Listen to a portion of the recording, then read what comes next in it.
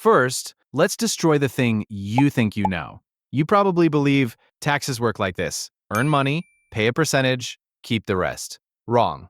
That's how wages are taxed. And wages are what you earn. The rich, they don't earn wages, they earn capital, stocks, real estate, businesses, and capital is taxed by completely different rules. Salary taxed at 37%, billionaire, stock gains taxed at 20%. That gap? That's not an accident. That's loophole. Loophole number one, the capital gains rate. If you sell a stock you've held for over a year, you pay long-term capital gains tax, maxing out at 20%. The top income tax rate? 37%. So a hedge fund manager who makes $50 million in stock profits pays the same rate as someone making $44,000 in salary. The twist: this loophole was sold to the public as a way to encourage you to invest. And it does work for you if you ever sell your index funds. But the scale difference is absurd. You save maybe $800, they save $8 million. Same rule. Wildly different outcomes. Loophole number two, buy, borrow, die. This one sounds fake. It isn't. Here's how a billionaire actually lives. Step 1. Own $1 billion in Amazon stock. Step 3. Borrow $50 million against the stock from a bank. Loans aren't income, no tax. Step 4. Live off the loan. Step 5. Die. Step 6. Heirs inherit stock. The gains reset, called stepped-up basis. Pay tax only on gains after inheritance. Gains from an entire lifetime. $0 tax. Ever? The twist? Banks love this. They get a billionaire as a client forever, and the collateral never shrinks because the market keeps going up. This is why Elon Musk, Jeff Bezos, and Larry Ellison take $1 salaries. The salary isn't the point. The stock is the point. Loophole number 3, the stepped-up basis. We just mentioned it. Let's make it stick. Imagine your grandfather bought Apple stock in 1990 for $1,000. It's now worth $500,000. If he sold it before dying, $499,000 in taxable gains. If he dies and leaves it to you, your cost basis resets to $500,000. You sell it the next day for $500,000. Tax owed, $0. $500,000 in wealth, zero tax. Perfectly legal. This is why generational wealth compounds so explosively. The tax bill that should have arrived just disappears every generation. Loophole number 4, carried interest. Okay, now we enter the villain origin story section. Private equity and hedge fund managers charge a fee called carried interest, typically 20% of the profits they make for their investors. Now, is that income? They worked for it. They made decisions.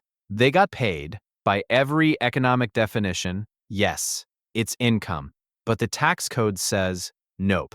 It gets taxed as capital gains, max 20%, instead of income, max 37%. Why? Because in the 1950s, oil investors lobbied for it for drilling projects. Private equity grabbed the same rule decades later. The twist: Congress has tried to close this loophole at least 6 times in the last 20 years. It's still there.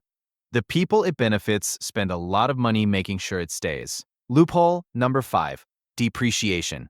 The magic trick: real estate investors use this one to pay literally zero income tax. Legally. Here's how. The IRS says buildings wear out over time, so you can deduct that wear, called depreciation, from your income. Buy apartment building, $1 million annual depreciation deduction, approximately $36,000/year.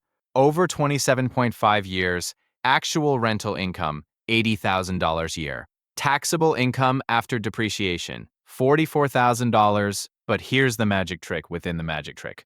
The building doesn't actually lose value. Real estate almost always appreciates. You're deducting a fictional loss against real income. And when you sell, you can do a 1031 exchange, roll all the profits into a new property, defer the tax again and again until you die. And then the stepped-up basis kicks in. This is how real estate dynasties pay less tax than nurses.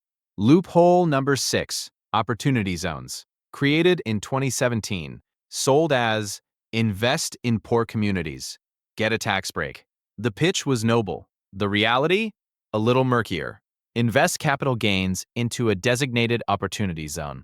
Hold it 10 years, and you pay zero tax on new gains. Sell stock, $10 million gain, Hold 10 years tax-free. The twist: many opportunity zones ended up including luxury hotels, high-end condos in already developing areas, and a storage facility in Beverly Hills. Some genuinely helped struggling communities, others were real estate plays with a tax break bow on top. Intentions? Good. Execution? Complicated. Loophole number 7. The Augusta Rule. This one has a name, and the name tells you everything. If you own a home, you can rent it out for up to 14 days per year and pay zero income tax on the rental income. It's named after Augusta, Georgia, where Masters Tournament Week causes homeowners to rent out their houses to golf fans for $10,000, $30,000 a week. Tax owed? Nothing. Not a cent. Business owners figured out the upgrade. Rent your home to your own company for 14 days a year to host meetings. Company deducts the expense. You pocket the rent tax-free. It's a money circle. Your company pays you, deducts it, and you owe no personal tax on it. 14 days, every year, forever. Loophole number 8. Charitable remainder trusts. Here's where it gets genuinely elegant. In a morally complicated way, you have $10 million in appreciated stock. You want to sell, you'd owe $2 million in capital gains. Instead, put it in a charitable remainder trust. Stock, trust. Trust sells stock, no capital gains tax. Trust invests the $10 million. You receive income from the trust for life. At death, remainder goes to charity. You got out of $2 million in taxes. You receive income for decades. You get a charitable deduction today. Charity eventually gets the remainder. Is it generous? Sort of. Is it also a tax strategy that lets you use the money for life while paying almost no tax on the original gain? Also yes. The twist: the charity can be your own donor-advised fund, which you control. The charity is also you. Loophole number 9. Pass-through deductions. The 2017 Tax Cuts and Jobs Act added a gift for business owners, the 20% pass-through deduction. If you own an LLC, S-corp, or partnership, 20% of your qualified business income is simply not taxed. Business income, $500,000. Deduction, $100,000. 20% taxable income. $400,000. That evaporates before the IRS ever sees it. Now you understand why so many rich people structure everything as an LLC. The freelancer with a side business gets a small benefit. A real estate empire structured as pass-throughs? The numbers get very large, very fast. Loophole number 10. Offshore structures. The one everyone suspects. And it's real. Though more complicated than a secret account in the Caymans, corporations route profits through low-tax jurisdictions, legally using a structure called a double Irish with a Dutch sandwich. Yes, that's the actual name. U.S. sales, Irish Company A, holds IP, low tax. Irish Company A, Dutch Company.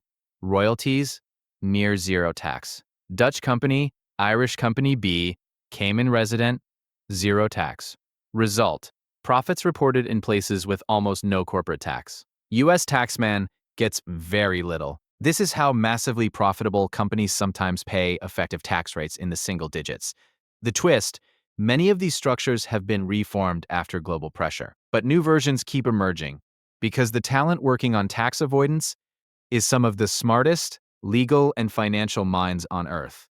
And they're highly motivated. And that's exactly how the ultra-wealthy people legally navigate the tax code and pay zero tax.